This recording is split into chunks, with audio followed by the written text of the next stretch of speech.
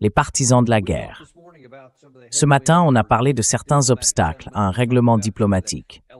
On a évoqué les éléments qu'on cherche dans une issue négociée, avec des gens qui comprennent qu'il n'y a pas de solution militaire à ce conflit. Mais j'ai dit ce matin qu'on voulait, cet après-midi, se concentrer sur l'autre moitié du problème. Au sein de l'administration Trump, il fait face à beaucoup de vents contraires. Il y a un groupe, à l'intérieur même de son équipe, qui milite activement pour une solution diplomatique à la guerre avec l'Iran. Mais il y a aussi l'autre camp, qui exerce une énorme pression, à la fois en interne et publiquement, notamment à travers les médias américains. Et là, il faut se poser la question, qui est vraiment le plus grand partisan des frappes militaires? Eh bien, il y a quelques heures à peine, le président Trump a publié ceci sur Truth Social.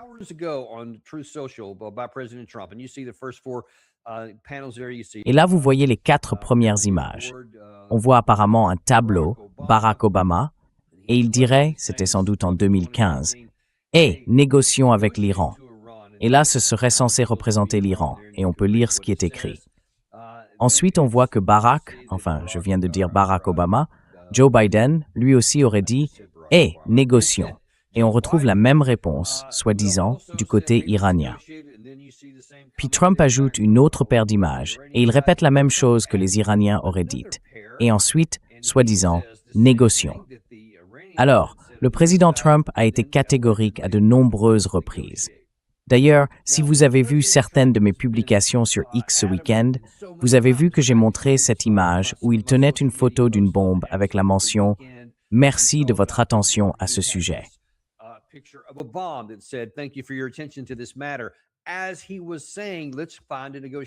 Comme il le disait, il voulait trouver un accord négocié, en affirmant qu'on avait pratiquement tout réglé et que tout allait être annoncé très bientôt. Et puis, il publie cette image d'une bombe en train d'être larguée. Donc même lui, il envoie des messages contradictoires. Si à l'intérieur, il reçoit des informations et des conseils contradictoires, à l'extérieur, il en donne aussi. On ne sait même pas vraiment quelle est sa position. Pour l'instant, c'est flou. Je suis sûr que tout finira par s'éclaircir.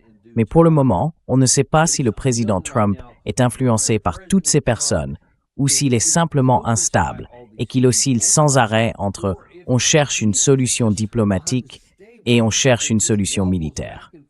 Franchement, je n'en sais rien.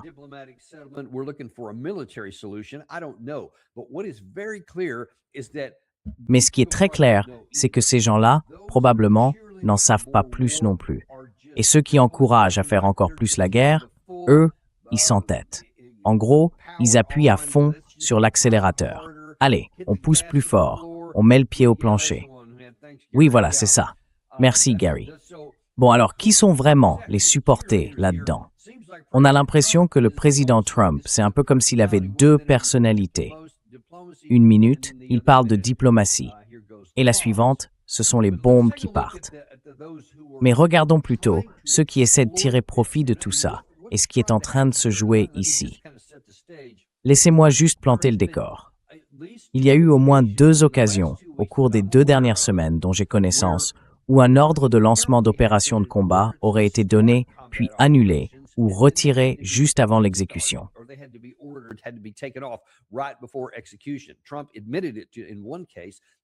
Trump l'a reconnu dans un cas. Et dans l'autre, certaines de mes sources m'ont dit « Oui, on était prêt à y aller. On était sur le fil du rasoir, puis on nous a encore dit de nous retirer. » Donc ça fait au moins 2 fois où on était prêt, et où il a reculé. Personne ne sait vraiment ce que disent ces gens de l'intérieur. Peut-être qu'ils se disent « Bon, remettons-le encore une fois sur le fil du rasoir, et voyons si cette fois on peut le faire basculer. » Et les 2 plus importants dans cette histoire, comme on l'a montré bien trop souvent, malheureusement, ce sont Lindsey Graham et Jack Keane. Et on a des exemples très récents des 2. Hier, dans les émissions politiques du dimanche, c'est Lindsey Graham qui menait la charge.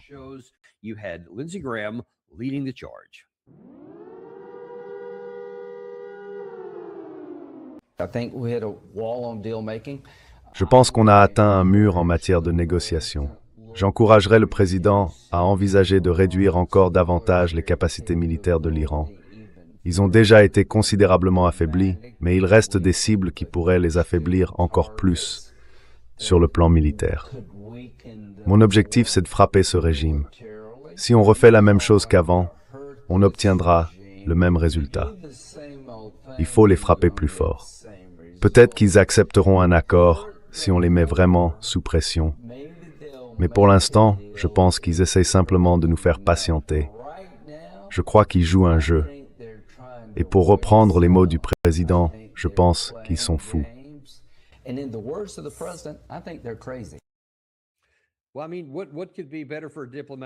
Eh bien, je veux dire, qu'est-ce qui pourrait être mieux qu'une telle approche pour une solution diplomatique? Appelez vos interlocuteurs, vos adversaires, fous. Vous avez vu que Trump a déjà dit quelque chose de ce genre. Vous avez vu le secrétaire d'État Pompeo le dire aussi, de façon très directe. Et maintenant, voilà un sénateur américain.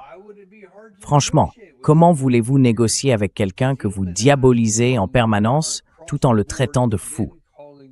Pourquoi chercher un accord avec une personne que vous considérez comme folle?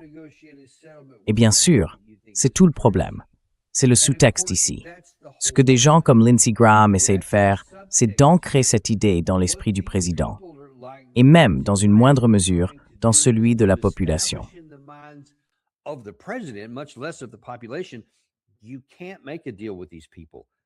On ne peut pas passer d'accord avec ces gens-là. Ils sont fous. Le secrétaire Rubio semble faire partie de ce camp. Et apparemment, il est clairement et bizarrement le secrétaire à la défense, le secrétaire d'État, qui est dans le camp des va-t-en-guerre. Vous savez que le secrétaire Hegseth en fait partie aussi. Il n'a jamais vu une guerre qu'il n'aimait pas, et il veut lancer plus de bombes et de missiles chaque jour. Donc ça, c'est admis ici. Mais vous voyez qu'ils essayent d'ancrer dans votre esprit l'idée que ces gens sont irrationnels, qu'on ne peut pas discuter avec eux. Ils sont juste, le sénateur, comment il s'appelle déjà? Kennedy, de Louisiane, un grand partisan de tout ça. Ce sont des nazis religieux, dit Lindsey Graham. Ils veulent tuer tous ceux qui ne leur ressemblent pas, répète sans arrêt le sénateur Kennedy.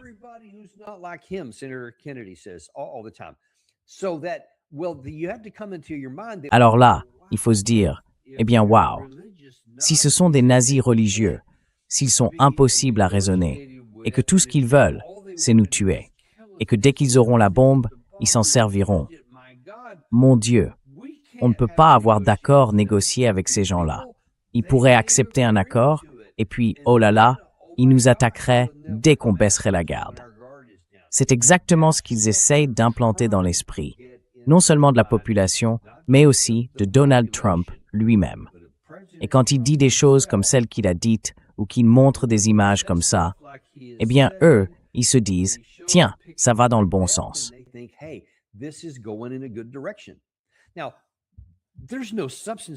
Bon, il n'y a rien de concret derrière tout ça.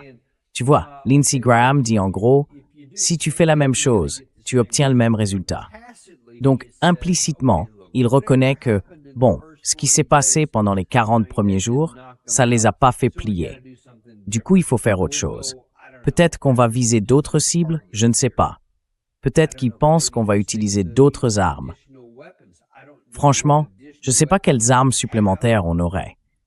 On a déjà utilisé des bombes anti-bunker, des missiles de croisière JASSM à longue portée, des Tomahawk et aussi des missiles ATACMS à longue portée.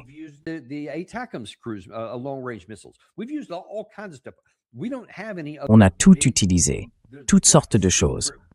On n'a pas d'autres grandes armes secrètes, des missiles cachés qu'on n'aurait pas encore employés et qui, à grande échelle, feraient quelque chose de différent de la première fois. Donc, quand il dit catégoriquement « Vous ne pouvez pas refaire ce que vous avez fait la première fois, il faut faire autre chose. » D'accord, très bien. Mais quoi? Qu'est-ce qui est différent? Il ne le dit pas. Il dit juste « On va essayer ça. » Je crois que c'est exactement ce qu'il vient de dire. On va essayer ça. On va tenter autre chose. Franchement, c'est une chose d'être un supporter de la vengeance. Et lui, il dit qu'il veut faire du mal aux gens. Parce que vous savez, Lindsey Graham, c'est souvent lui qui dit « j'adore ça » on tue les bonnes personnes. Et lui, il adore ça.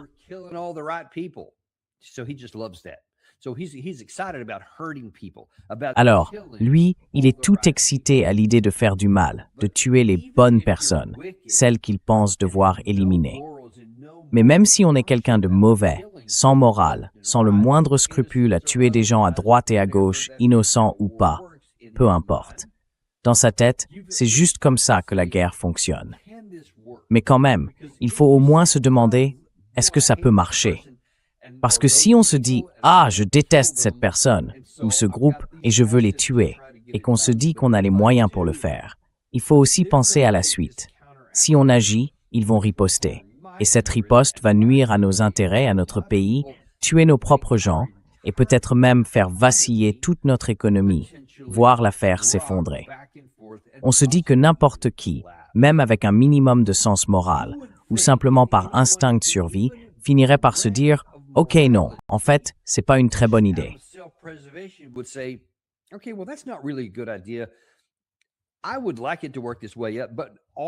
J'aimerais que ça fonctionne comme ça, mais tous nos atouts, toutes nos ressources ici, et toutes leurs capacités défensives, leurs positions défensives, leurs bunkers, leurs montagnes, ces villes de missiles, c'est tout simplement trop ambitieux.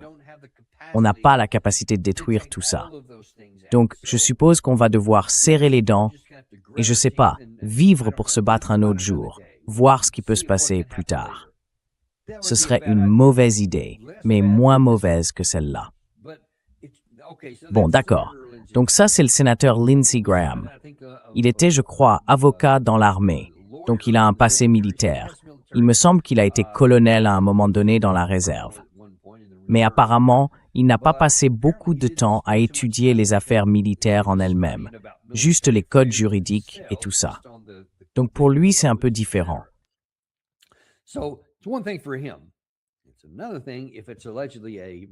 C'est une autre histoire si c'est soi-disant un général 4 étoiles à la retraite, ancien chef d'état-major adjoint de l'armée américaine, censé être l'expert absolu sur tout ce qui est ou n'est pas possible sur le plan militaire. Mais je vais vous montrer ici plusieurs extraits du général Keane. Dans le premier, il va parler de ce que j'ai défendu comme devant être l'objectif principal, à savoir la théorie du retrait. Vous allez voir que visiblement, je ne sais pas si c'est à cause de notre émission ou d'autres, je ne suis clairement pas le seul à la défendre. Mais il semble vraiment craindre que cela se produise. Et encore une fois, il a la possibilité de décrocher son téléphone et d'appeler Trump. Et maintenant, il lui parle sur Fox News, sachant que Trump regarde, et il s'adresse aussi à d'autres personnes. Écoutez bien ce qu'il dit à propos du plan de retrait.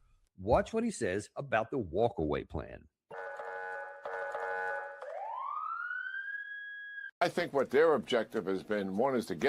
Je pense que leur objectif, d'abord, c'était d'obtenir un cessez-le-feu pour arrêter la guerre, en promettant un accord.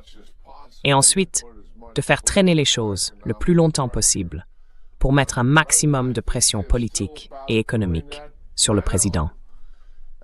Je crois qu'ils continuent à faire ça aujourd'hui, en essayant de négocier avec nous par l'intermédiaire des Pakistanais.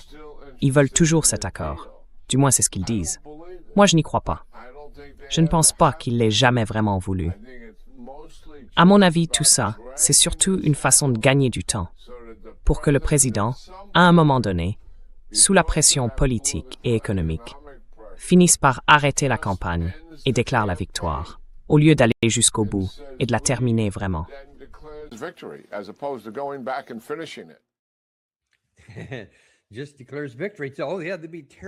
Il déclare simplement la victoire. Ah oui, ce serait une idée terrible. Mais voilà le problème. S'il n'y a pas de plan concret pour atteindre cet objectif, si on n'est pas capable de terminer le travail, s'il n'y a pas de moyens militaires pour le faire, alors c'est de la pure folie, de la stupidité de dire « allons-y, retournons-y et refaisons ça ». Essayez encore ce qui n'a pas marché la première fois, en sachant très bien ce qui va nous revenir dessus, c'est insensé. Et cette idée selon laquelle il ne chercherait pas un accord de négociation, c'est évidemment un mensonge aussi. Je crois qu'on vous l'a montré ce matin. Gary, si tu peux passer la séquence en bas. celle qui s'appelle Supreme. C'est le conseiller militaire du guide suprême en Iran plus tôt dans la journée. Il prévient que si on reprend les opérations militaires, ils frapperont. Mais lui, un militaire, met en réalité la diplomatie en priorité.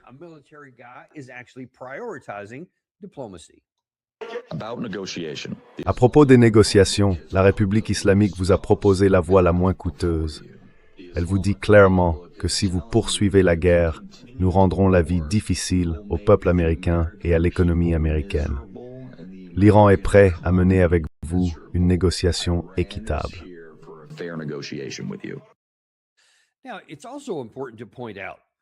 Il faut aussi le dire clairement. Pourquoi est-ce qu'on en est là? Il dit là-dedans, Jack Keane dit dans son commentaire que, eh bien, vous savez, les Iraniens ne veulent pas négocier un accord. Tout ce qu'ils veulent, c'est faire traîner les choses. Mais pourquoi sommes-nous ici, Général Keane? Pourquoi participons-nous à ces négociations, Général Keane? Est-ce parce qu'ils ont déclenché une guerre et que nous essayons d'y mettre fin? Ou est-ce parce que c'est nous qui avons déclenché la guerre et qu'on essaye maintenant de négocier une sortie parce qu'on n'a pas pu la gagner sur le terrain? Vous devriez peut-être y réfléchir à 2 fois.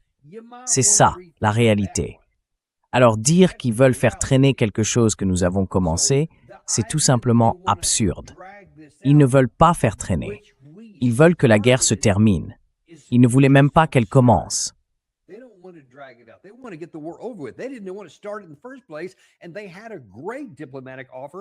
Et ils avaient fait une offre diplomatique incroyable que franchement, je ne pensais pas qu'on pourrait obtenir. Et pourtant, ils l'ont proposé 2 jours avant que le président Trump ne la jette à la poubelle et ne déclenche cette guerre. Et maintenant, il essaie d'en sortir tant bien que mal. Mais au lieu de reconnaître la réalité, on a ce général 4 étoiles qui veut s'enfoncer encore plus. Au lieu d'essayer de sortir du trou, de grimper à l'échelle, il veut creuser encore plus profond. Et il ne s'est pas arrêté là, en disant simplement « J'ai peur de la théorie du retrait.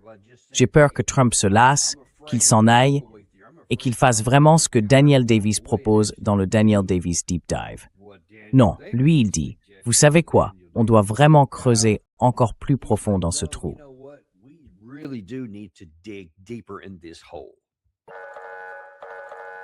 Je pense qu'on va y retourner et terminer le travail. C'est là où on en est. Parce que le président comprend bien où en sont les Iraniens. Ils ne vont pas conclure d'accord substantiel. Et écoutez, pendant ces presque 6 semaines, nos renseignements sur les cibles se sont clairement améliorés. En plus, on dispose maintenant de suffisamment de munitions pour mener la mission à bien. Il nous restait environ 2 semaines de campagne, Stuart, quand on s'est arrêté. Vous savez, près de 30% des cibles sont encore là. Il faut aller au bout. Ça veut dire réduire leur capacité d'armement, évidemment, y compris en démantelant leurs armes nucléaires par des moyens cinétiques. Et ça veut aussi dire affronter la réalité de leur soutien à leurs groupes alliés pour s'assurer que ce soutien disparaisse. Donc il revient encore à ses exigences maximalistes. Il veut tout. Pas de programme nucléaire, pas de missiles longue portée, pas de groupe armé par procuration. Il ne veut rien de tout ça, même si on n'a jamais réussi à obtenir quoi que ce soit de tout ça avant. Et puis là, je ne sais pas s'il est ignorant ou s'il ment. Impossible de le dire à cette distance. Mais laissez-moi juste souligner une chose. D'abord, il dit un peu comme Lindsey Graham. On ne peut pas refaire la même chose, sinon on aura le même résultat. Il l'a dit autrement, mais c'est la même idée. Il dit, vous savez quoi? On a un meilleur ciblage maintenant et on a plein de bombes. Très bien, mais 2 remarques rapides. Vous êtes en train de me dire qu'avant, notre ciblage n'était pas suffisant, alors qu'on a frappé 14 000 points de visée.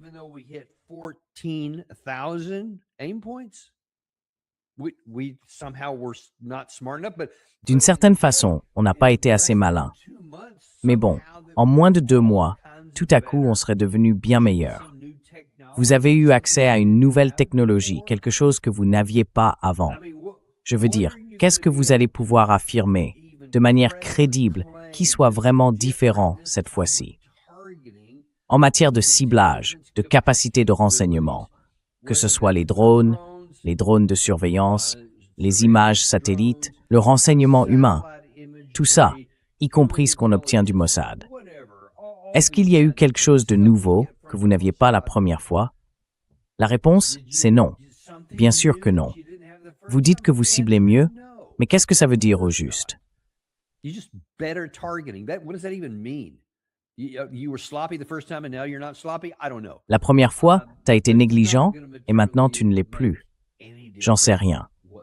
Mais de toute façon, ça ne changera absolument rien sur le fond. Ensuite, il dit qu'on déborde de bombes. Et alors? Qu'est-ce que ça change? Qu'est-ce que ça peut bien faire d'avoir plein de bombes? Le 28 février, t'en avais déjà plein. T'en as largué 14 000 de ces engins ou de ces cibles. Je pense même qu'il y en a eu plus que ça, avec les missiles, les drones, tout ce genre de choses. Donc tout ça, tu l'avais déjà fait avant. Tu avais déjà le ciblage avant. Oui, t'étais déjà plein de bombes avant et t'as rien accompli. Et ensuite, il sort cette affirmation absurde, pathétique.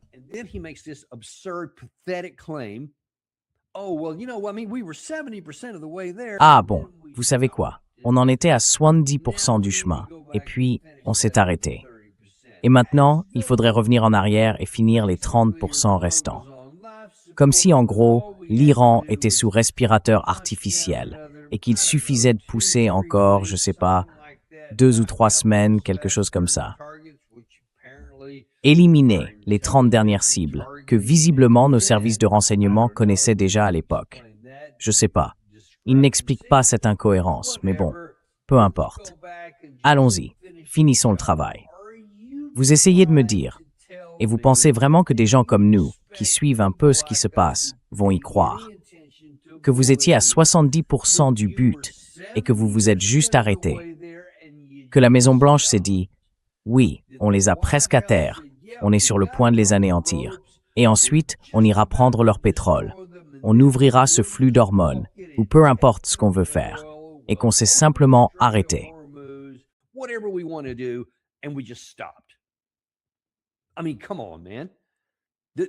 Enfin, voyons, on n'est pas idiots. Si tu avais pu finir le boulot, tu l'aurais fait. Il n'y a pas moyen sur cette terre que Trump, une fois au pouvoir, lève le pied. C'est pas son genre. Il déteste lever le pied. Lui, il veut appuyer à fond jusqu'au plancher. Et s'il repère la moindre faiblesse et la moindre force de son côté, il va foncer jusqu'à ce que tu sois hors jeu. C'est comme ça qu'il fonctionne. Alors, ne t'attends pas à ce qu'on gobe ça. Bon, du coup, si ce que tu dis n'est pas vrai, on revient à la question de départ. Comment tu comptes obtenir un résultat différent avec le même niveau de ciblage, les mêmes munitions, sur les mêmes cibles? C'est ça, le sujet dont ils ne veulent pas parler.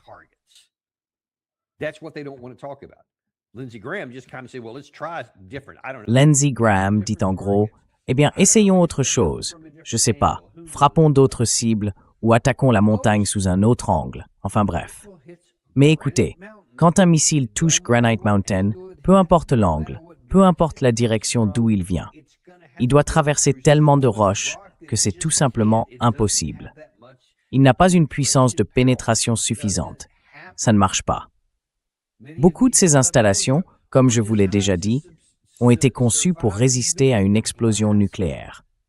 Donc aucun missile conventionnel ne pourra atteindre ce qu'une arme nucléaire elle-même ne peut pas atteindre. C'est évident.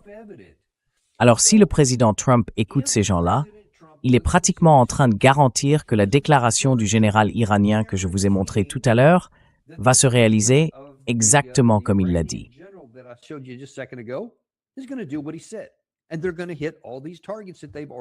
Et ils vont frapper toutes ces cibles dont ils ont déjà parlé. Voilà ce qu'ils visent. Les usines de dessalement d'eau, les infrastructures pétrolières, les gazoducs, les installations liées au gaz, toutes sortes de choses, la production d'électricité, tout ce qu'on peut imaginer.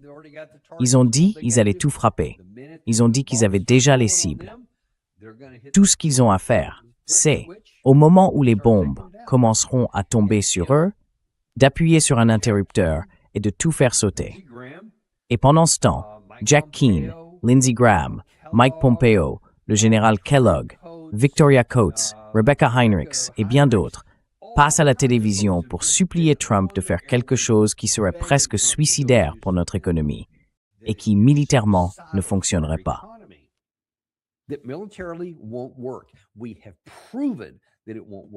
Nous avons prouvé que ça ne marcherait pas. L'Iran a prouvé qu'il pouvait encaisser ses frappes parce qu'il serait de toute façon à nouveau touché. Il n'y a aucun doute là-dessus d'ailleurs. Si on recommence, on fera exploser beaucoup plus de choses et on tuera beaucoup plus de monde. Mais les éléments essentiels de la guerre, on ne va pas faire sauter une montagne. On ne va pas détruire des vedettes rapides ou d'autres types de torpilles sous-marines qu'on ne voit même pas. On ne sait même pas où elles sont. Et on ne va pas non plus raser ces villes de missiles. On ne va pas éliminer leur réseau de soutien par procuration. Tout ça, c'est le vent contraire. C'est ce contre quoi le président Trump se bat à l'intérieur.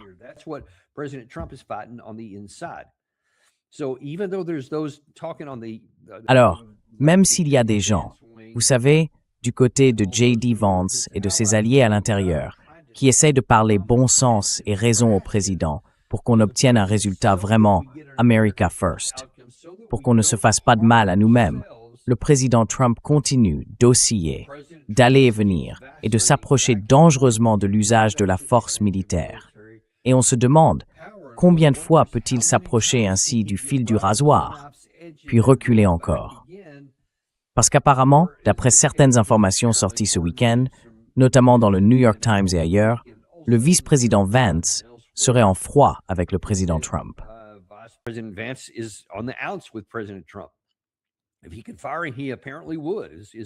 D'après l'un des articles, s'il pouvait le renvoyer, il le ferait apparemment. Donc ça veut dire qu'il a de moins en moins d'influence. Et si on revient à une situation vraiment critique, il ne sera peut-être pas capable de le retenir la prochaine fois. Mais bon, tout ça, c'est de la spéculation. Je n'ai aucune information sur ce qui se passe à l'intérieur, seulement ce que je peux reconstituer de l'extérieur. Et jusqu'ici, ça n'a pas très bien marché, sauf que ça nous a évité de replonger.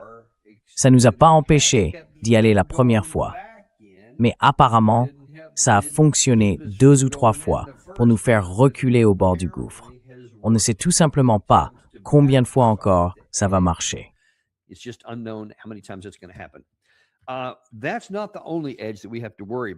Ce n'est pas le seul point qui doit nous inquiéter, parce qu'il y a aussi la situation du côté israélien. Benjamin Netanyahou, ce n'est clairement pas un bloc monolithique. Il a ses propres problèmes. Et l'un des éléments essentiels pour qu'il y ait la moindre chance d'une issue négociée, c'est la question du Liban. L'Iran a déclaré, et je crois que je te l'ai montré ce matin dans l'un de leurs communiqués publiés sur X, qu'ils ont listé les objectifs qu'ils veulent atteindre dans la première phase d'un accord négocié. Tout ce qui concerne le nucléaire, pour eux, ce serait la phase 2. Mais le tout premier point de la phase 1, c'était le Liban.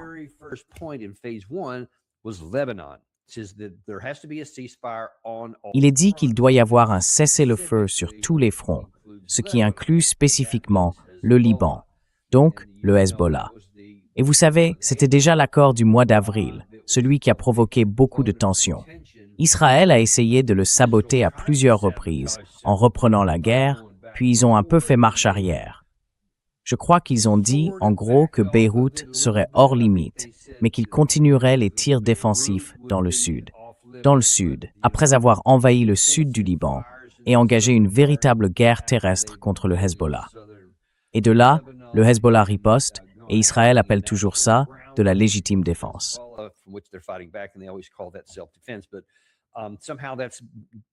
Mais d'une certaine façon, c'est resté assez discret pour que le président Trump ne s'en préoccupe pas. En revanche, ce n'est pas passé inaperçu du côté iranien. En fait, les Iraniens ont dit très clairement que c'était un sujet majeur. D'après le Jerusalem Post, et selon l'ancien ministre iranien Abbas Araghchi, le régime islamique n'abandonnera pas le Hezbollah. Autrement dit, pour lui, c'est non négociable. Donc si on veut parvenir à un accord négocié, il faudra que le Liban en fasse partie. Et ça veut dire qu'Israël devra arrêter de se battre. stop fighting. And of course, they don't want to do that. Well, it's a lot more than that. Et bien sûr, ils ne veulent pas faire ça. Mais c'est bien plus compliqué que ça. Du coup, Netanyahou a de vrais problèmes. D'après plusieurs rapports que j'ai vus aujourd'hui, beaucoup de ces tensions couvaient depuis longtemps, même avant le 7 octobre 2023. Il était déjà dans une situation juridique très délicate, menacé par des accusations de corruption et d'autres chefs d'inculpation qui pouvaient littéralement le conduire en prison. Et cela, même en tant que Premier ministre ou ancien Premier ministre, et peut-être même à l'avenir. C'est quand même incroyable d'y penser aujourd'hui. Mais apparemment, c'est toujours une grande inquiétude pour lui. Et si cette guerre se termine, il va de nouveau devoir faire face à la justice.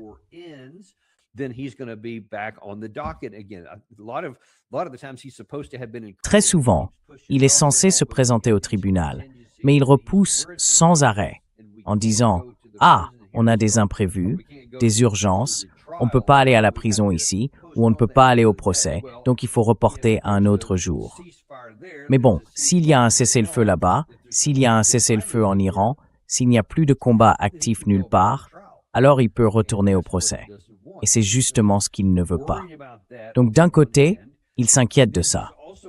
Et puis, il est aussi préoccupé parce que, d'après les médias israéliens ce matin, dans la presse anglophone, on dit qu'il serait inquiet d'avoir moins d'influence sur Trump qu'avant. Et donc, le président Trump, s'il veut quelque chose, il l'obtient.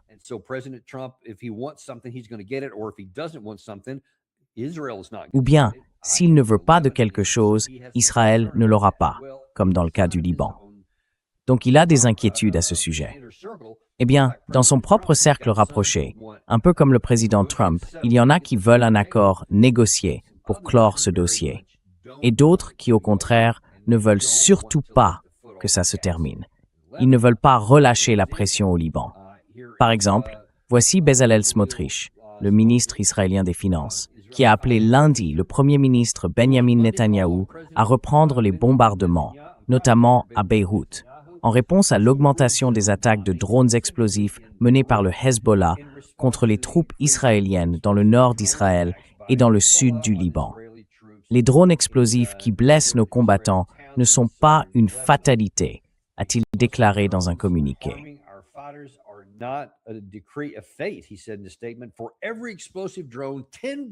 Pour chaque drone explosif, 10 immeubles devraient tomber à Beyrouth. Autrement dit, il parle d'une punition collective de la population civile. Il dit en gros, d'accord, on a envahi le sud du Liban et on a anéanti des villages entiers, littéralement rasés au sol, exactement comme à Gaza. Et on essaie d'imposer ça en dehors de toute loi internationale, de toute règle existante, parce qu'ils n'avaient pas été attaqués, même s'il y a eu des échanges de tirs de roquettes et d'autres choses du genre. Mais le Liban et le Hezbollah, eux, n'ont certainement pas attaqué Israël. En revanche, Israël a bien attaqué là-bas, et ils ont littéralement effacé tout ce qui se trouvait sur leur passage au fur et à mesure qu'ils avançaient dans la zone.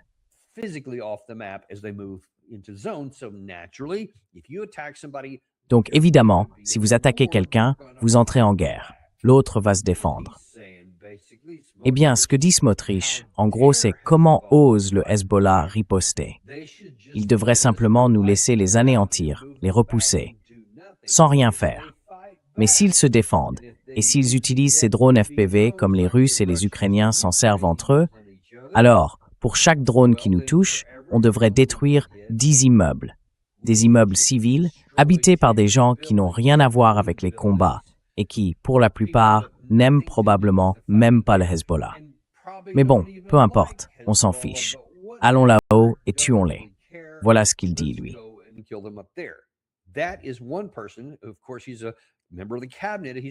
Bien sûr, c'est un membre du gouvernement. Il pousse Netanyahou à aller dans cette direction, ce qui évidemment saboterait toute possibilité d'un accord négocié avec l'Iran.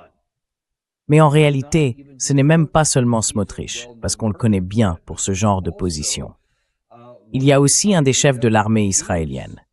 Le chef d'état-major, le général Eyal Zamir, a déclaré qu'Israël devrait frapper Beyrouth en réponse aux attaques de drones du Hezbollah contre des soldats israéliens dans le sud du Liban lors d'une réunion du cabinet de sécurité lundi. Et c'est encore le cas aujourd'hui, d'après des sources confirmées par le Jerusalem Post. Donc ce n'est pas seulement ce que dit Smotrich, même l'armée israélienne le dit, le chef de l'armée lui-même. Even the IDF is saying that, the IDF chief. So how then Alors, comment Netanyahou va-t-il réagir si le président Trump lui dit « Bon, j'ai besoin que tu lèves le pied, que tu freines au Liban et que tu arrêtes de combattre le Hezbollah. Juste, arrête de les combattre. Pas à Beyrouth, pas dans le sud du Liban. On lève le pied, on freine à fond. » Je ne sais pas s'il lui demanderait de se retirer ou simplement de rester sur place sans se battre. Probablement la deuxième option. Mais vous voyez, Netanyahou subit une pression énorme pour ne pas faire ça. Et en même temps, il pourrait subir une pression tout aussi forte de la part de Trump pour faire exactement ça. La vraie question, c'est comment va-t-il céder à cette pression? Parce que tout ce qui se passe en Iran pourrait dépendre de ce qui se passe au Liban ou à Beyrouth, l'un ou l'autre. Et puis, il faut le dire, Israël s'inquiète aussi d'autre chose, parce que le temps ne joue pas en sa faveur.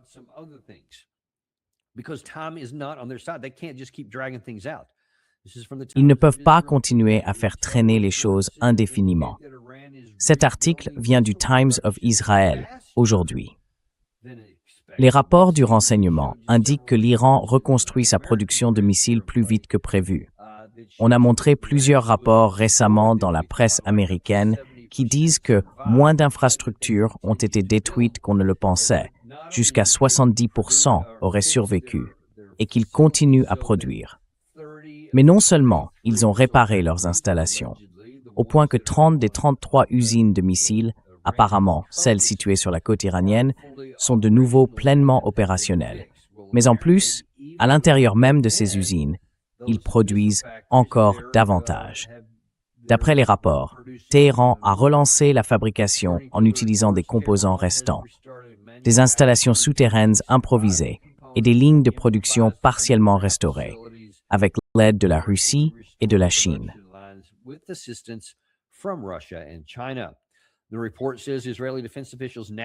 Le rapport indique que les responsables de la défense israélienne estiment désormais que l'Iran pourrait reconstituer ses capacités de drones en quelques mois et augmenter de façon importante sa production de missiles balistiques d'ici environ 1 an, peut-être même plus tôt. Et bien sûr, cela s'ajoute à ce qui a déjà survécu depuis la première fois. Donc il dispose encore d'un stock important, à la fois de drones et de missiles. Et selon les sources qu'on écoute, ces stocks seraient soit très importants, soit simplement moyens. Mais quel que soit le chiffre réel, qu'on ne connaîtra sans doute qu'un jour en regardant en arrière, ce chiffre reste conséquent. Et maintenant, la presse israélienne affirme, et on ne sait jamais si elle dit cela pour faire pression sur l'armée israélienne afin qu'elle intervienne de nouveau, ou si au contraire elle est sincère et dit simplement « voilà la vérité ».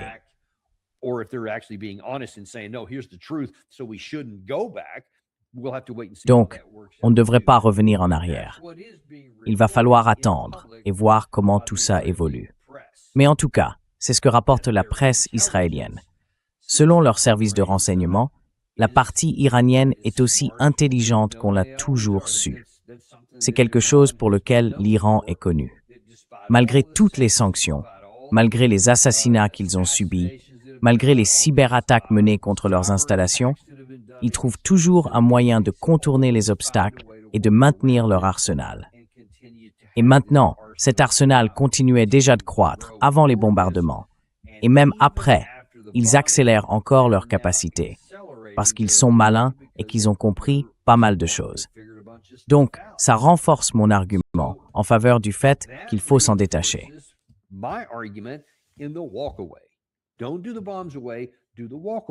Ne faites pas tout sauter. Partez, tout simplement. Parce que c'est la seule chose logique, la seule qui ait du sens. Ne creusez pas davantage, ne vous enfoncez pas encore plus dans les ennuis. Je ne peux pas insister assez là-dessus. Les dégâts que subirait notre camp si on écoutait aveuglément des gens comme le général Keane, Lindsey Graham, Mike Pompeo, Mark Levine, tous ces types. Si le président Trump les écoute, ce serait catastrophique. vraiment catastrophique pour nous. Espérons qu'il ne le fera pas. Bon, j'aimerais passer à un autre sujet parce qu'il est vraiment important. C'est ce qui se passe dans la guerre entre la Russie et l'Ukraine. Comme vous l'avez peut-être vu récemment, ce week-end en fait, il y a eu d'importantes attaques de la Russie directement sur Kiev.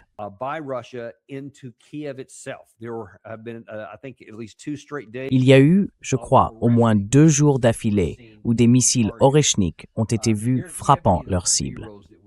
Si vous avez encore les images qu'on avait ce matin, ce serait parfait parce qu'il y a vraiment des vidéos impressionnantes qui arrivent de Kiev en ce moment. Et apparemment, ce n'est qu'un avant-goût de ce qui pourrait suivre. D'après des informations publiées aujourd'hui, il y a à peine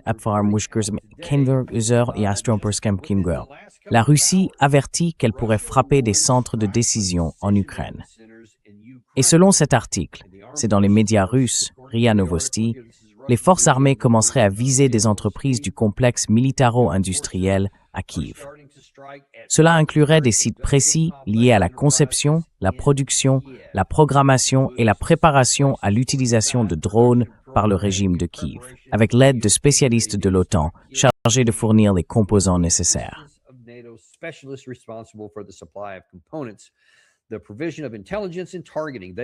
Le ministère russe a prévenu que la fourniture de renseignements et de données de ciblage serait appliquée aussi bien aux centres de décision qu'aux postes de commandement.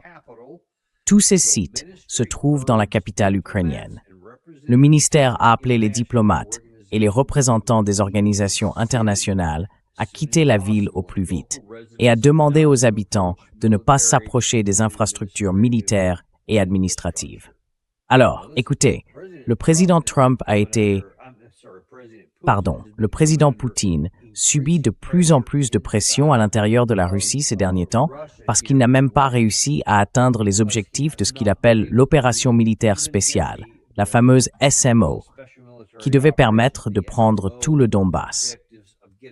Et maintenant, on entre dans la 5e année. Donc oui, il est sous une forte pression.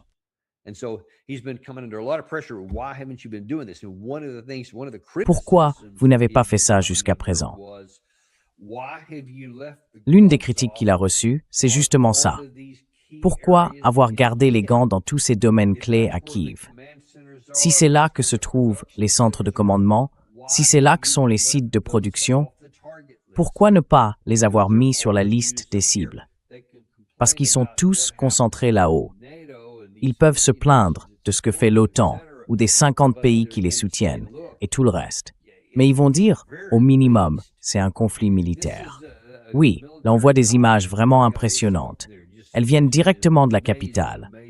Et je pense qu'on va y venir. Dans un instant, il y a des séquences assez spectaculaires, des missiles qui arrivent en pleine nuit.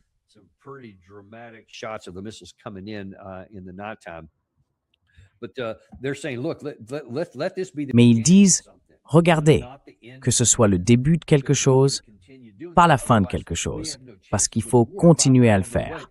Sinon, on n'a aucune chance de gagner la guerre. Et d'ailleurs, ces derniers jours, il y a eu plusieurs articles dans la presse russe ouverte qui débattent de cette guerre.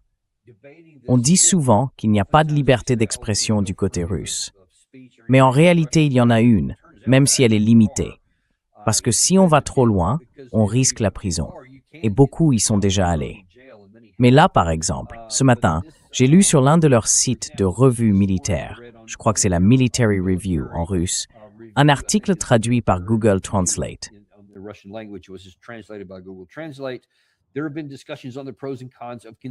Il y a eu des discussions sur les avantages et les inconvénients de poursuivre cette opération militaire spéciale ou de l'arrêter. Et beaucoup de ces débats tournent autour d'un constat. L'Ukraine continue de se battre. Peu importe si elle mobilise de force ou non, si elle recrute dans la rue ou autrement, elle trouve toujours des hommes à envoyer sur le front. Alors, peu importe combien on en tue, il y en a toujours d'autres pour les remplacer. Ce qui veut dire qu'on ne détruit pas vraiment l'armée. C'est comme un roulement permanent. À chaque fois qu'un soldat tombe, un autre prend sa place. L'armée reste donc globalement stable. Les lignes de front bougent très peu, surtout à cause des drones. Et c'est d'ailleurs un autre point souvent évoqué dans les discussions publiques. L'Ukraine a beaucoup progressé dans ses capacités en matière de drones.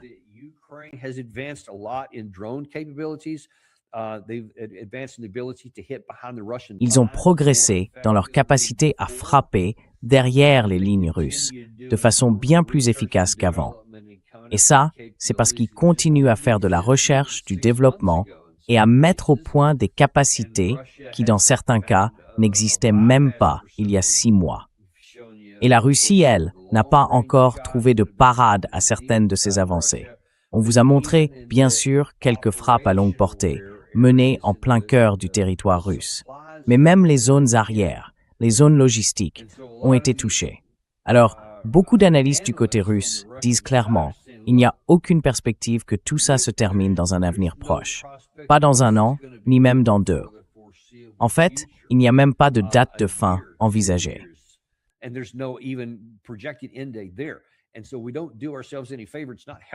Et donc, on ne se rend pas service. Ça ne nous aide pas de continuer à mener une opération militaire spéciale au lieu d'une guerre pleinement mobilisée si c'est pour ne pas réussir. Apparemment, il y a un groupe en Russie qui dit il faut en finir avec cette guerre, la régler une bonne fois pour toutes. Ils n'ont pas précisé, du moins ces analystes ne l'ont pas fait, quelles en seraient les conditions. Mais ils affirment que ça ne sert à rien de continuer à se battre dans un conflit qu'on ne peut pas gagner. On n'a ni les ressources, ni le temps pour espérer l'emporter à moindre coût. Et bien sûr, il y a d'autres analystes qui pensent exactement l'inverse. Eux disent « non, non, non, on peut y arriver, et il faut continuer à avancer. Il faut même pousser plus fort. »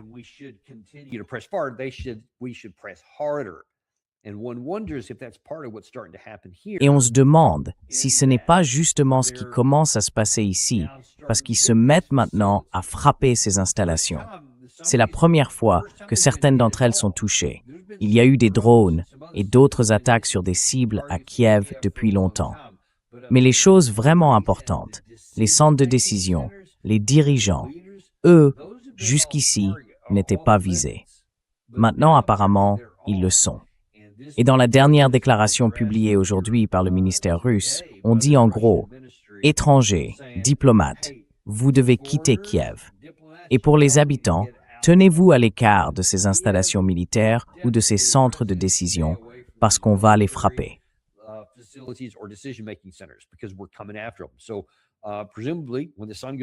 Donc, a priori, quand le soleil se couchera ce soir, probablement dans l'émission de demain, on aura plus de vidéos à vous montrer à ce sujet. Et ça pourrait être assez important. L'Ukraine a aussi... Ah oui, voilà. Ce sont justement certaines de ces images-là. Celles-là font partie des plus spectaculaires d'hier soir. Et apparemment, il y en aura encore beaucoup d'autres ce soir. Mais on voit bien qu'il n'y a rien à faire pour empêcher ça. Je veux dire, quelles que soient les défenses aériennes de l'Ukraine, elles étaient littéralement impuissantes face à ça. Donc, si la Russie décide que c'est ce qu'elle veut faire, oui, on voit ici un des missiles traverser le ciel. Un autre, on le voit même descendre vers le sol, sans qu'aucune interception n'ait lieu. En fait, même celui-là, on ne voit aucun missile intercepteur décoller.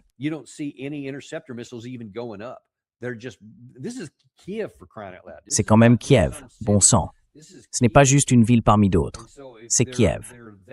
Alors, si la ville est aussi vulnérable face aux missiles russes, on peut imaginer ce qu'il en est ailleurs, sur les lignes de front. La Russie garde donc un vrai contrôle sur la situation. Ce n'est pas une domination totale, il y a encore certaines limites, mais quand même.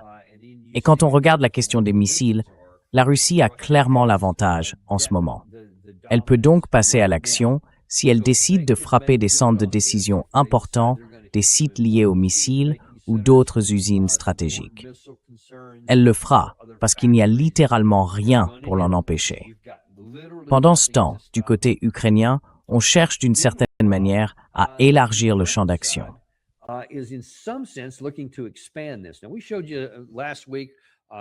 La semaine dernière, on vous a montré, que ce soit Karaganov ou d'autres figures russes bien connues, qui disaient « il faut qu'on monte d'un cran en Europe. Il faut qu'on frappe les mêmes types de cibles qu'ils visent à Kiev. » Il faut qu'on les touche dans leurs villes, dans leurs usines de missiles, leurs usines de drones et dans d'autres endroits où ils ont des centres logistiques. Bref, tout ce qui alimente l'Ukraine en capacité militaire létale. Il faut les frapper là-bas. Eh bien, il se trouve que ce ne sont pas seulement les Russes qui envisagent une extension du conflit, mais apparemment même Zelensky. On rapporte qu'un nombre croissant de troupes ukrainiennes ont été déplacées au sud de la Biélorussie. Alors vous allez peut-être vous demander, la Biélorussie, pourquoi là-bas?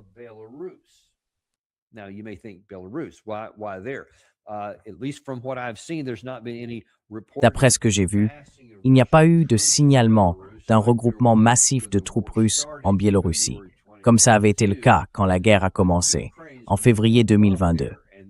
Mais l'Ukraine y déplace des forces, et certains pensent qu'il espère que la Biélorussie entre en guerre. Comme ça, il pourrait livrer bataille là-bas, et lui, il pourrait se tourner vers l'OTAN en disant « J'ai besoin d'aide maintenant ». C'est un autre pays contre nous. On mène une guerre sur deux fronts. On n'y arrivera pas seul. Il faut que vous veniez nous aider sur le terrain. Je ne sais pas s'il irait jusque-là, mais on sait bien qu'il en rêverait. Il essaye d'obtenir ça depuis le début de la guerre, il y a presque 4 ans et demi.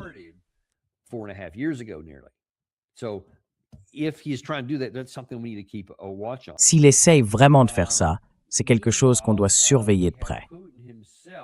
Pendant ce temps, on a Poutine lui-même, qui vient tout juste de promulguer une loi assez intéressante, signée aujourd'hui, autorisant l'usage de forces militaires pour, je cite, « protéger les citoyens russes à l'étranger ». D'après ce rapport, le président russe Vladimir Poutine a signé, le 25 mai, un texte qui lui donne en pratique le pouvoir d'envahir des pays étrangers sous prétexte de protéger les citoyens russes. Cette législation, adoptée par la Douma d'État russe le 13 mai, permet au président russe d'ordonner le déploiement de troupes à l'étranger pour protéger des citoyens russes menacés d'arrestation, de détention, de procès ou d'autres formes de persécution supposées par des États étrangers ou des tribunaux internationaux.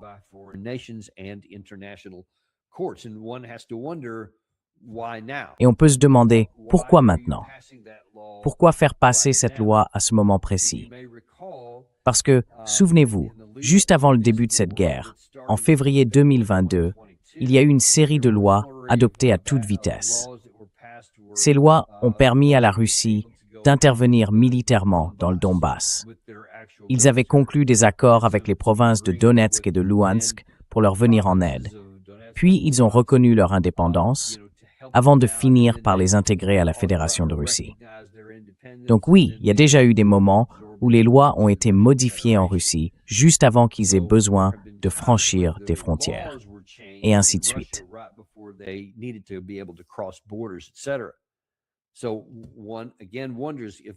Alors, on se demande encore une fois si, on parlait tout à l'heure des tensions au sein de l'administration américaine avec le président Trump. Certains veulent une approche diplomatique, d'autres préfèrent une option plus militaire. On a vu la même chose en Israël, c'est la même situation. Et c'est pareil en Iran, on en a parlé ce matin. Il y a un camp plus dur et un autre qui mise sur la diplomatie et veut le mettre en avant. Du côté russe, c'est la même chose, sauf que là, le camp le plus dur commence à prendre le dessus. Parce qu'ils ont essayé, quand ils parlent de l'opération militaire spéciale, ce n'est pas juste un euphémisme pour rendre la guerre plus acceptable.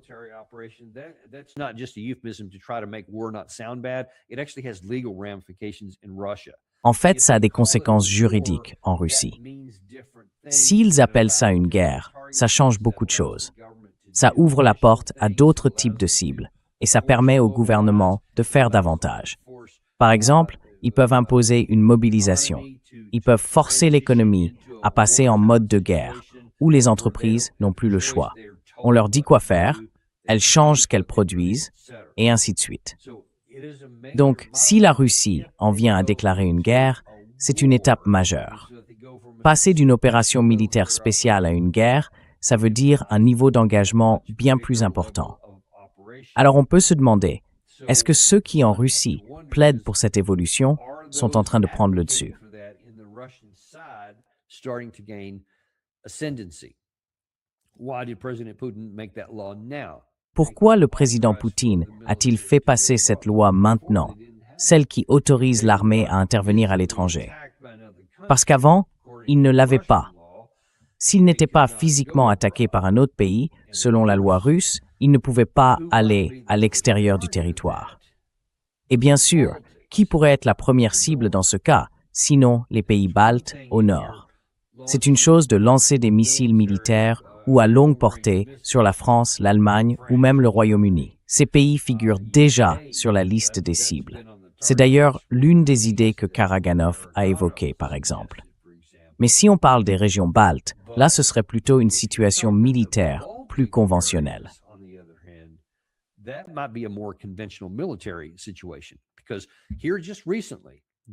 Parce que tout récemment, du côté occidental et dans beaucoup de pays baltes, on entend dire ouvertement qu'il faudrait prendre Kaliningrad.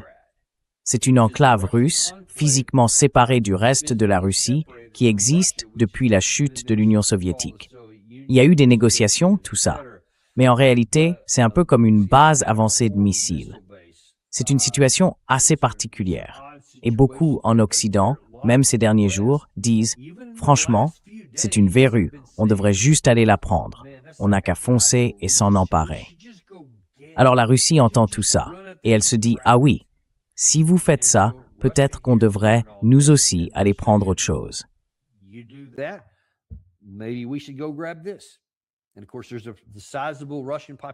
Et bien sûr, il y a une importante population russe, une population d'origine russe dans les pays baltes.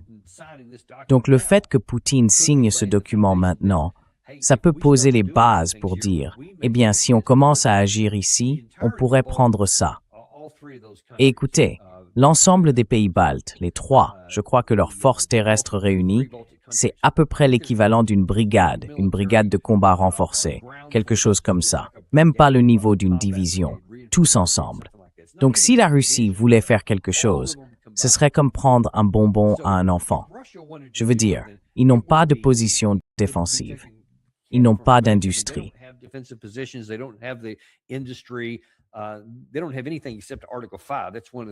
Ils n'ont rien d'autre que l'article 5.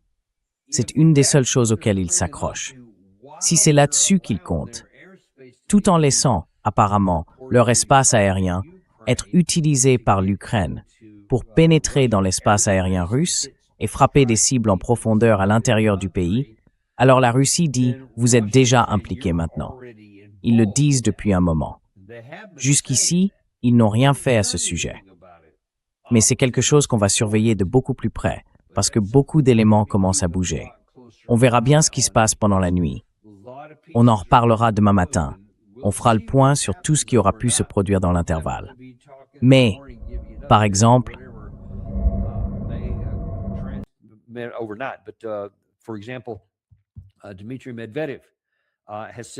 Dmitri Medvedev a dit « Écoutez, si nous frappons des cibles en dehors de la Russie et si nous touchons d'autres types d'objectifs, même à l'intérieur de l'Ukraine, cela pourrait potentiellement élargir la guerre. Il le reconnaît.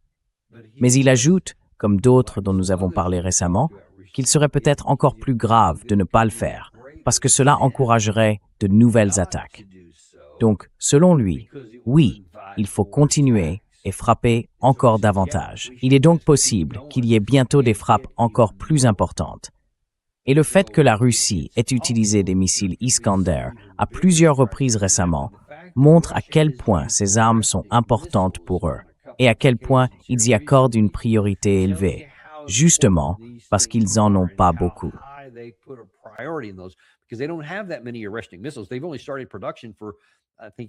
Ils n'ont commencé la production que depuis, je dirais, 8 ou 9 mois, quelque chose comme ça, d'après ce qu'on sait en tout cas. Donc, ils n'en ont probablement pas beaucoup, parce que c'est un système de missiles très sophistiqué et qu'ils ne le fabriquent que depuis peu de temps. Ils ne doivent donc pas en avoir beaucoup. Et le fait qu'ils en aient déjà utilisé certains montre qu'ils y accordent une très grande importance. On verra bien comment tout ça va évoluer, parce qu'on pourrait penser qu'ils voudraient en garder pour un éventuel affrontement avec l'OTAN. Dans ce cas-là, ces missiles peuvent frapper de très loin et faire beaucoup de dégâts, alors qu'ils ont d'autres systèmes qu'ils pourraient utiliser pour des cibles locales. When they have other missile systems they could use for the local.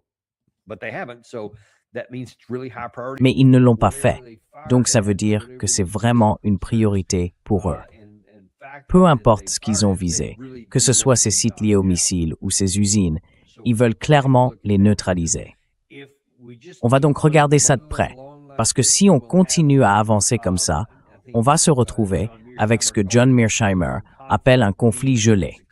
En gros, c'est un conflit qui reste là, mais qui n'avance plus. Et c'est justement ce qui frustre certains en Russie. Ils disent, écoutez, à ce rythme-là, on ne va pas en finir avant 1 an ou 2, et qui a envie de mener une guerre sans fin? Quelle que soit la réalité des pertes russes, ils vont continuer comme ça.